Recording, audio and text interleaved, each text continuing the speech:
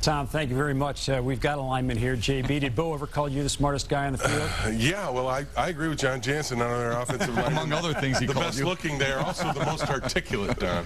When I add that, Okay, John. articulate for us then the lineman situation. I love it's a good class. There's a good group of offensive line. I just don't think in the first round at 13 you take an offensive lineman. I just don't. The Lions' needs are too big for that. Do they need to start revamping and getting that offensive line that's aging a little bit some help? I do, but I think both of my colleagues here will agree. You can do that in rounds 2, 3, 4. Yeah. I think you can find guys that will fit and make an impact in your offensive line and develop into starters. But I don't think at 13 right now with the situation the Lions in and their needs that they go offensive line at this point. Of all the starting offensive linemen this year, 38 were taken in the first round, 28 in the second round, 28 were undrafted. That tells you the crapshoot that this is. I noticed that John strictly focused on the tackles.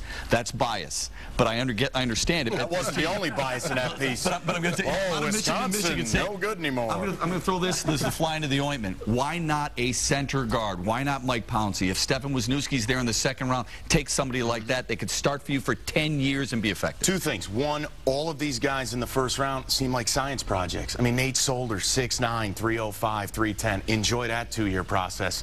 You know, Tyron Smith, he's put on 40 pounds since January. He's only 20. Knee problems. That's a project. As Matt said, wait. Relax. And I think it's the interior of this line. Rob Sims came in, did a great job. I think Raiola is scrappy. You do need to start having him compete at that spot.